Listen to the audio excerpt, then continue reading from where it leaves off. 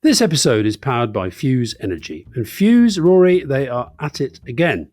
They've got another giveaway for anyone who switches their electricity at getfuse.com/politics and uses the referral code politics. 5 lucky switchers will win a copy of our books, Alastair, and we'll even sign them with a personal message too. And that means if you've got children, we can do children's books. And if you've got adults, you want an adult's book, we do adult's book.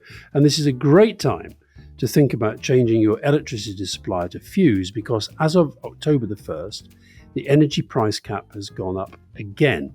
Average annual bill up 10%.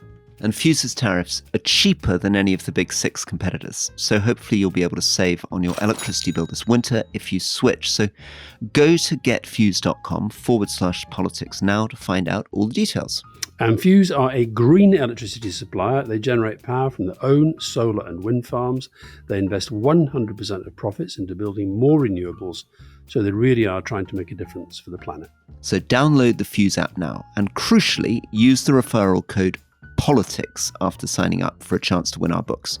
Deadline for entry is 3rd November. Visit getfuse.com/politics to learn more. It takes just 3 minutes to download the app and sign up, and Fuse will handle everything with your old electricity supplier for you. That's getfuse.com/politics.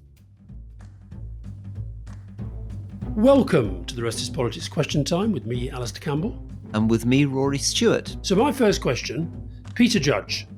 If you had to come up with a single target for the world, you can rule the world now, Rory, in 2050, what would it be?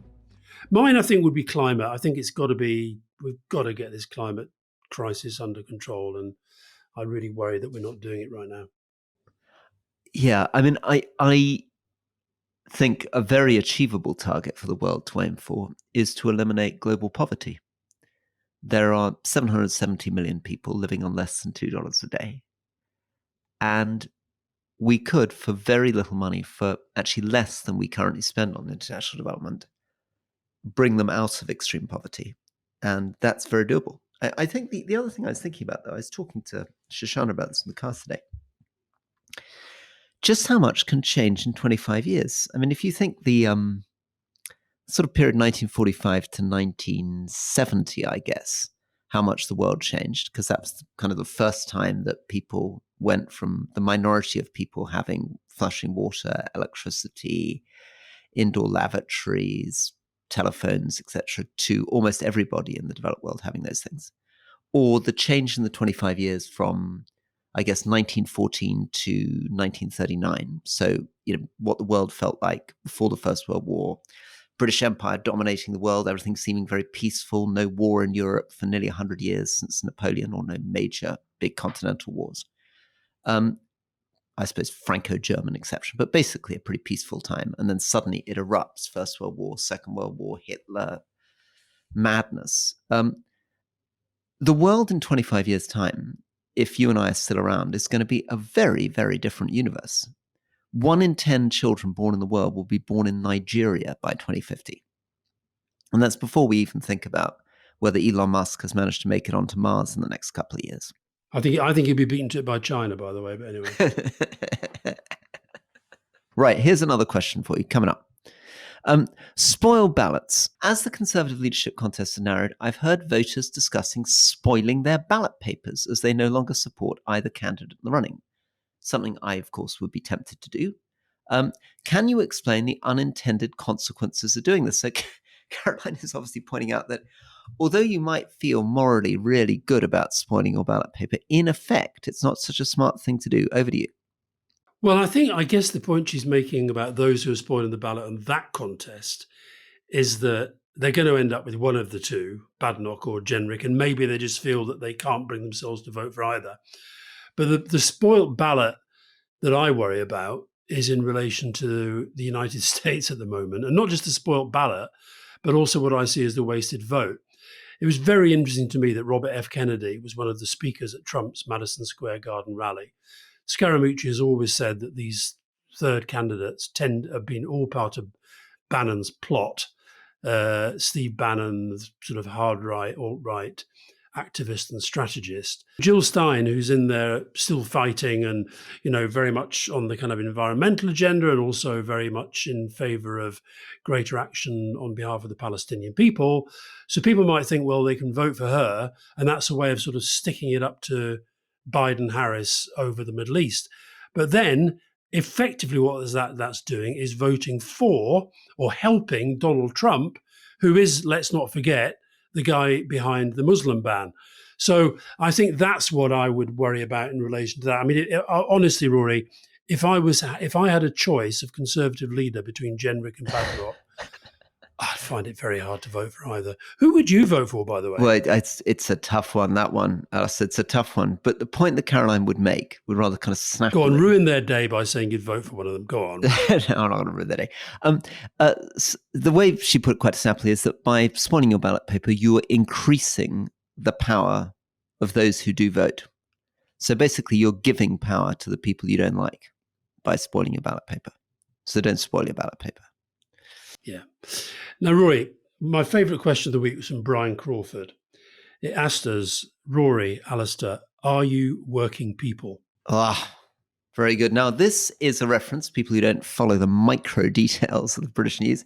Keir Starmer was giving an interview in which they were trying to push him on the budget, and he seemed to suggest that people who made income from shares and investment were not what he meant by working people.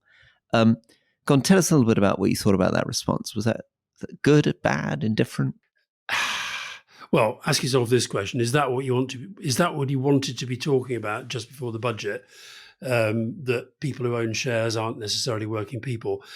Look, I think Keir Starmer does have a real problem with the way the media at the moment just seem absolutely hell bent on taking the smallest thing and whipping it up into the biggest thing.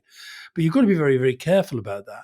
As you go into a budget, there should be a framing strategy, which I think to some extent there has been, the black hole, tough decisions and so forth. But look, I would argue that we are working people, but we're not the sort of working people that Keir Starmer has in mind when he's talking about working people. I think what he means by working people are people who essentially are, living paycheck to paycheck, who are doing a paid, salaried, or possibly even, hour by hour working for a living. I think one of the things that's changed in our politics is the definition of class. I mean, normally when you think of working people, I think of working class people, but working class now, what is the working class? Is it the gig economy? Is it delivery people? Is it the people who ride around delivering your food at night, whatever it might be? I think we've lost the traditional working class, and we're struggling really to find the language to describe what we mean by, if you like, the new working class, because part of what we talk about is the importance of the middle class and aspirations to the middle class. So it wasn't I don't think it's a great debate to be having just before the budget. I think without being pretentious, this is a big issue because politicians need to imagine citizens or voters. And it was easier in the past where it was easier to sort of stereotype people as voting in line with their work and working in big industries or big unions. What I noticed when I was in Cumbria, 92% of my constituents worked for businesses employing less than 10. 27% of them were self-employed, nearly a third worked from home. And I realized that every door I knocked on was different.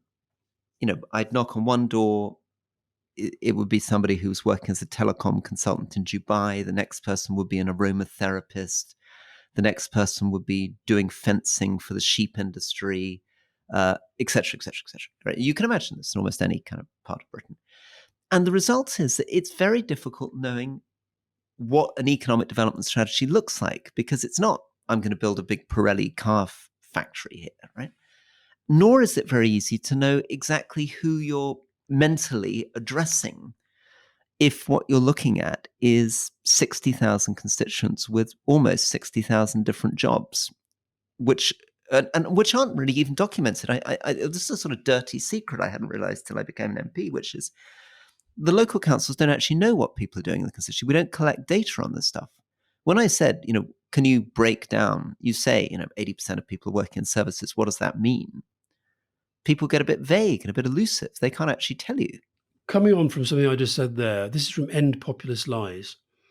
It's proving to be a hideous mistake, says End Populist Lies, by Labour not to implement Leveson 2, as we've seen a full-on Bannon playbook insurrection attempt against a new government driven by the mainstream media.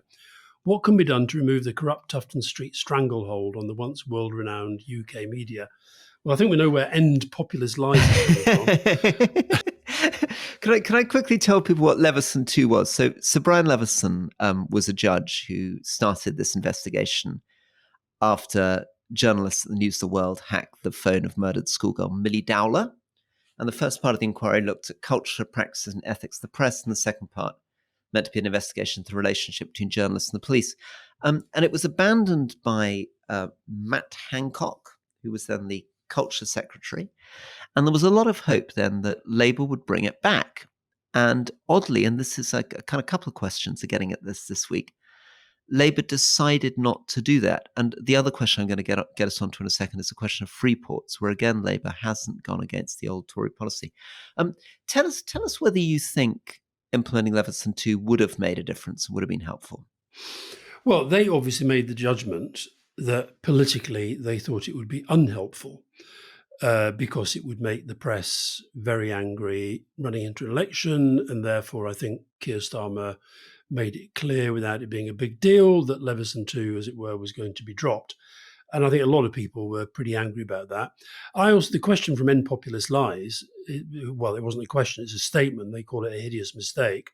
I don't know whether it's hideous, but I think there is an element in the politics of this that I think is a mistake.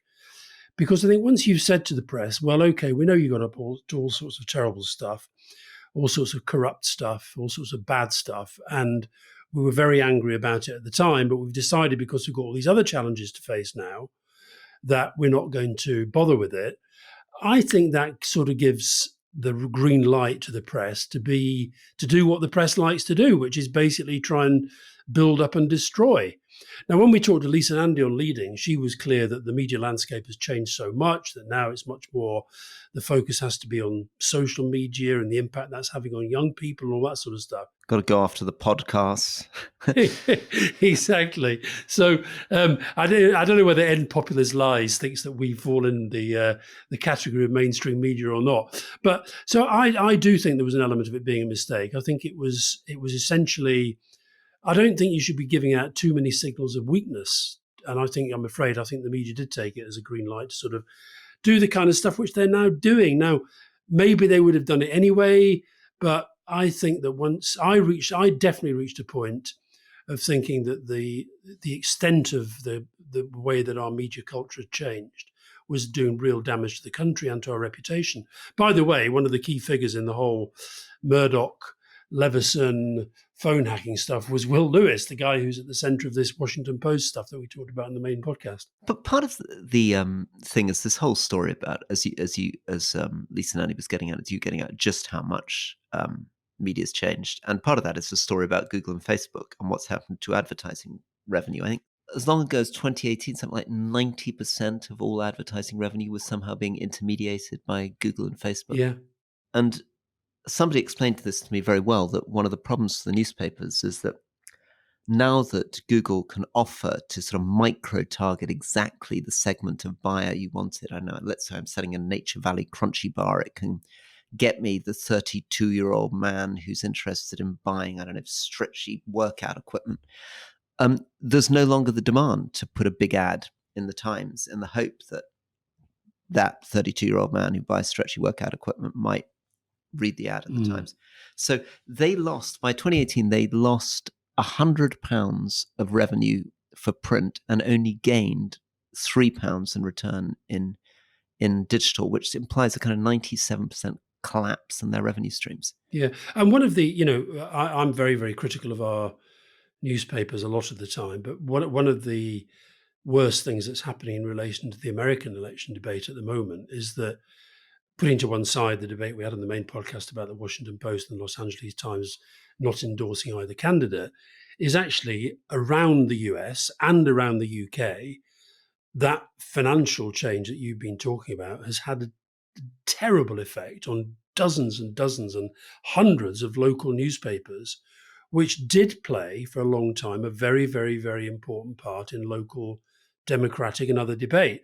And that's the part of this equation that I really lament. Well, we talked about this a little bit. So 200 local newspapers vanished, I think, in the years running up to 2018. When in 2019, when I was running to be mayor of London, I think there was still almost 1 million people reading the Evening Standard. When it finally shut and went online just a few weeks ago, it had collapsed down from almost 1 million down to 200,000 in just 5 years. And everything that I did in my constituency was all about the Cumberland and Westmoreland Herald, which my constituents were reading it, and we could really get into local detail things. It's very bad for democracy. And the other thing, which I think connects to what you were saying with Jeff Bezos, who owning the Washington Post and not endorsing Trump, is it makes these newspapers now essentially loss-making enterprises for billionaires rather than reasonable businesses. And given that Bezos basically is financing the Washington Post to lose presumably tens or even hundreds of millions of dollars a year because there's no advertising revenue coming in, that suddenly gives him the power to wake up in the morning and announce he's not going to be, he's going to ignore the journalists and he's not going to endorse anyone, etc. Oh, absolutely, yeah. I mean, well, I think a lot of it is about vanity, and a lot of it's about what they think is the power that goes with being a media owner. But query, I don't know the answer to this, but who is the more powerful media owner, Elon Musk or Rupert Murdoch? Don't know. But Elon Musk, I worry that what the new media world has created is a different form of oligarch that, frankly, at times seems worse than the old form of oligarch, which was pretty bad. Alistair, just before we get back to you for a question, one of the things that's very interesting is this question around free ports. And you've raised them, I think, probably half a dozen times on the podcast because you were very interested in what these conservative governments had done, which is basically set up free ports as special economic zones, which are kind of areas that avoid normal regulations and taxes and almost sort of weird kind of anarchic fantasies. And there have been corruption allegations, and Teesport has been investigated a lot by Private Eye and others. So you've been very critical of it. I guess you then might agree with Mitchell Bennett and Andrea Rivlin, who are both very disappointed that the Labour Party doesn't seem to be reversing the Tory party policy on free ports, given you were against them. Shall I quickly read those questions? So, Mitchell Bennett, you're both pro-EU, but the continued positive Labour stance on free ports is incompatible with closer realignment. Do we know enough about these ports? What are your thoughts on them? Andrea Rivlin, do you think the Labour Party adoption of Tory free ports explains their refusal to return to the EU single market or customs union? How can they justify free port adoption given the loss of tax revenue and workers' rights? There we go. Over to you. I haven't changed my view that I think the free ports are a bad thing. The free ports, as they were designed by the last government, and I haven't heard anything to suggest Labour are going to be that much different on them. I think they're a bad thing. I think they do allow organised crime greater access into our economy. I also think that some of the corruption that's already been attached to some of them is not being properly investigated. And I think that if we're talking about, we're coming up to the budget, if we're talking about taxation across the country, it should be something that we all understand and we all, as it were, share in. Now, I must read you, Rory. I bet you haven't seen this because I know you've been busy travelling around Australia. There was a headline about this on the BBC yesterday or today. No new free ports in budget after, quotes, comms cock up. And I wonder whether this is, so let me just read you the story. What happened, I think where those questions are coming from is the fact that there was a story that came out the other day that Rachel Reeves is going to be announcing 5 new free ports. Oh, my Lord. Budget. Well, that would have enraged you, wouldn't it? Yeah. Well, it now says, instead of announcing 5 new free ports, as was reported, the Chancellor will outline plans and funding for some existing designated free port sites to become operational. There has been a, quote, cock up with the comms, a government official admitted to the BBC. So I don't know quite what is going on, but some of these free ports that already existed have not been operational and have not had designated tax and customs sites. So I don't know. I honestly don't know what's going on, but I do see these as a retrograde step. And also, you're right. It's much harder to get closer alignment with Europe if you're going down this route. So, Rory, as you know, we are powered by Fuse Energy, and we get loads of questions on energy. And I want to ask you this because you're quite critical about a lot of Labour ministers. West Streeting, sometimes you're pretty praiseworthy of, ditto Peter Kyle. But what about Ed Miliband? How do you think Ed Miliband is doing? Because he has got one of the big jobs. One of Labour's missions is about green energy. So what's your take on Ed Miliband so far? Well, I think he's very interesting. I mean, I think he's very interesting first because he is somebody who was the leader of the Labour Party, could have been Prime Minister. And unlike so many other people, including me, who've sort of sloped off out of politics, he's stuck around. He's really committed, obviously, to this job, which he's been leaning into and putting thought into for so many years. So I think that's the first thing. He's completely different to quite a lot of the Labour cabinet. I mean, he's been in the game much longer. He's much more senior. He was right in there, I guess, in the early days with you in 97. And he knows this stuff backwards.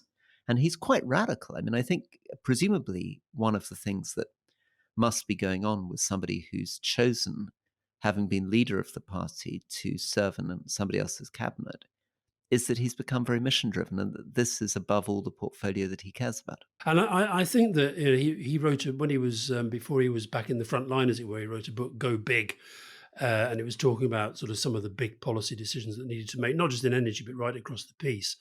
And I think it is. I mean, if you go through the 5 missions, I know you constantly complain that Labour don't communicate them well enough, but we know what they are, and one of them is this clean energy mission. And I think the strength of his commitment to cutting carbon emissions over the next decade and to getting in investment and to driving innovation. Without it, then Labour are not going to be able to meet that mission. So I'm with you on that. I think it's good that people who have been at the top level of their party stay in, even when they've lost the top jobs. They stay in because they've got something to give. And I think I'm a bit of a convert. He knows that I didn't vote for him in the leadership election against his brother. I still think David would have been a better bet for Labour at that time. But I think Ed Miliband he's really found his passion. I think he's found the thing the mission that drives him, and I wish him well. I guess the big question, just to finish on this before we go to the break, for Fuse Energy and others. So just to remind people, Fuse Energy is powered completely by renewables and is putting its profits back into investing in renewables. But the challenge for Britain is that, in a sense, we've got the low-hanging fruit. A lot of the very dramatic reductions in carbon emissions in Britain were achieved by charging towards gas and closing coal-fired stations. Ed Miliband is now facing the really tough stuff. What do you do about the Drax power station, which is burning an incredible quantity of wood and is receiving enormous government subsidies? How do you sort out battery storage? How do you sort out transmission lines? I mean, to really make renewables work in Britain, there's going to be wires running across the countryside in every direction.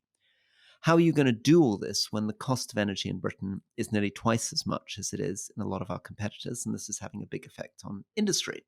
What do we do about hydrogen, etc.?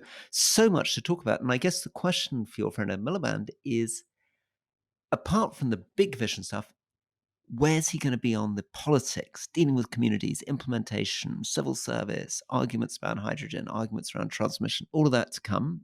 And I think you had a final reminder about our signed copies. And more book plug-in, Rory. You can win a signed copy of our books with personalised messages by switching to Fuse and using the code POLITICS. Learn more at getfuse.com/politics.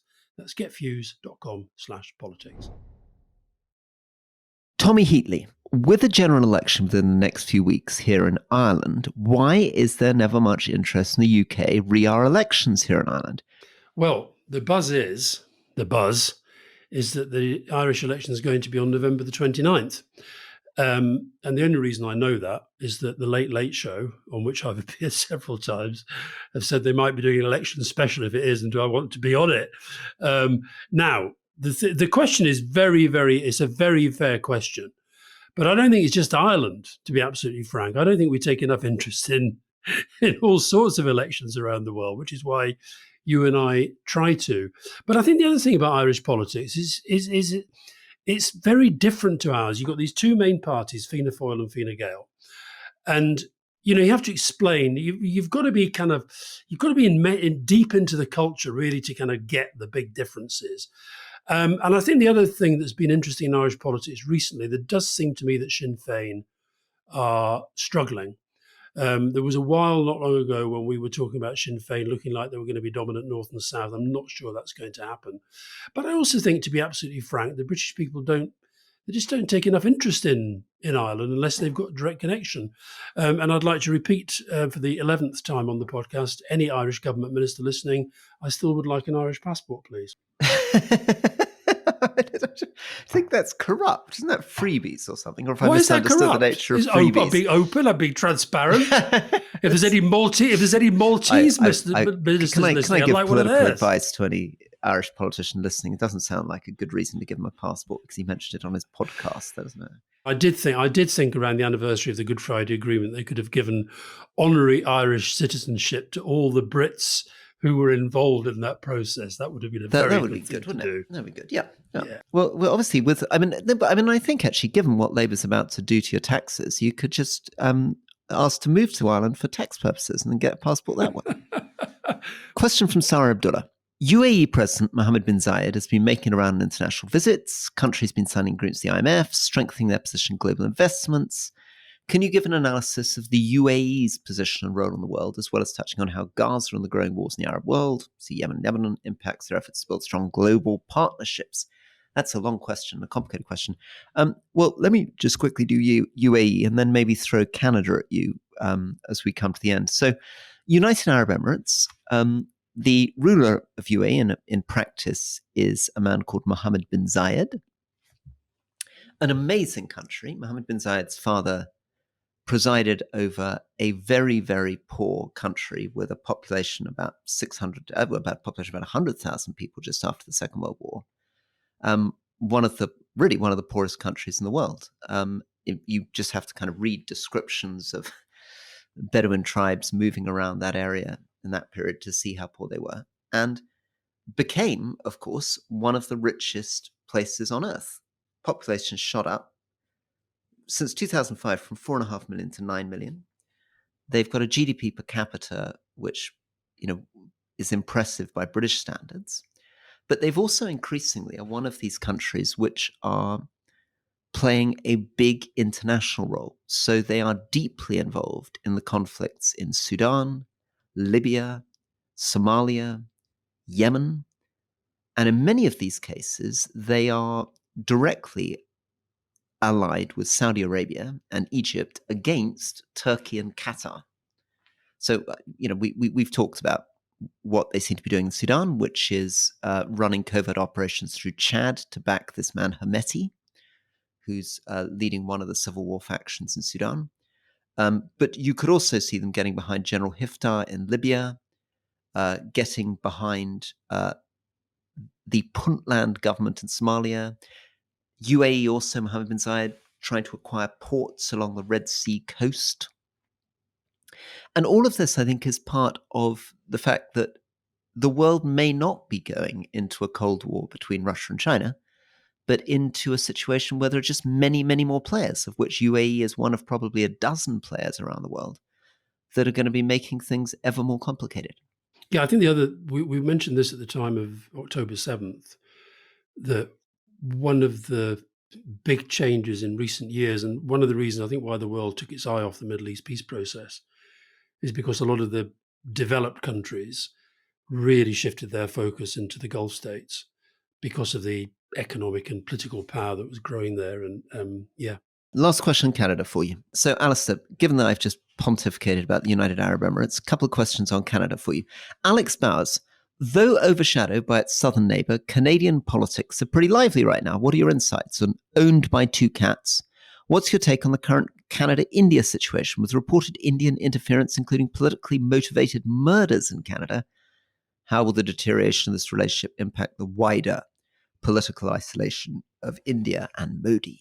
Well, Alex Bowers is absolutely right that the election, the Canadian politics is completely overshadowed by that of the north of the United States. But frankly, at the moment, politics in virtually every country in the world is overshadowed by that.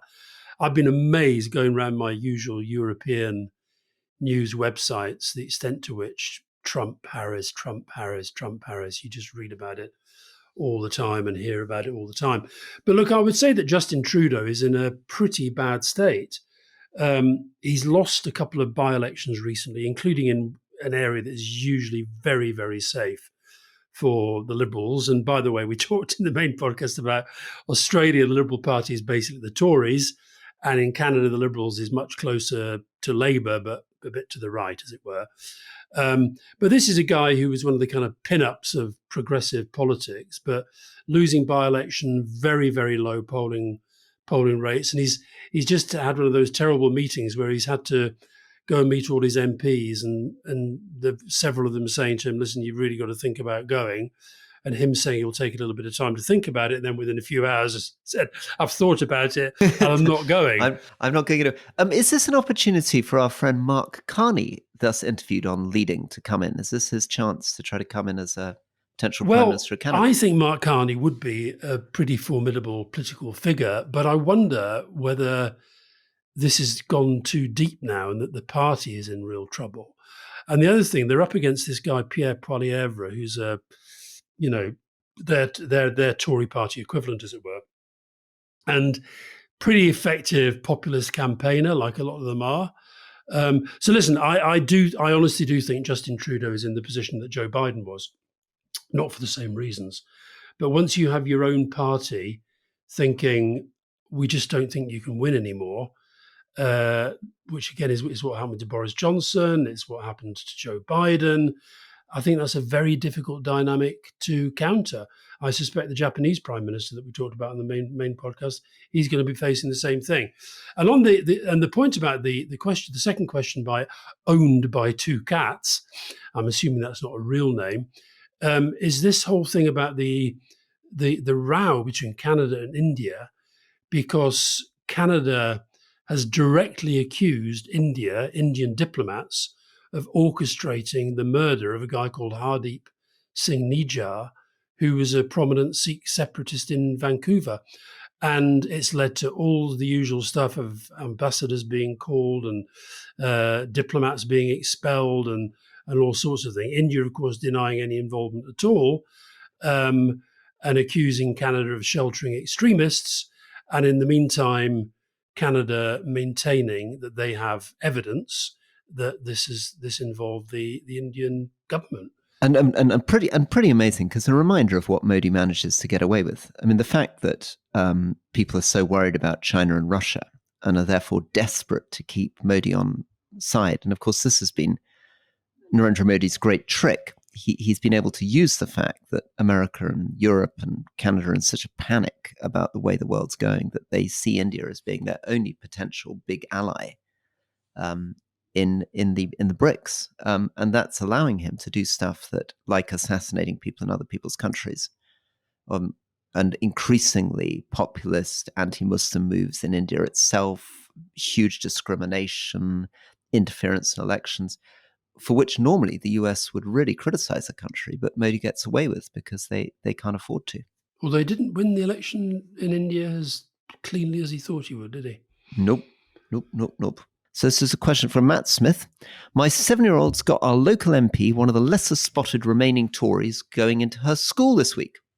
What should she ask them? Well, I always found when I was facing the press for hours most days that the questions I always dreaded were factual questions, the answer to which I ought to know.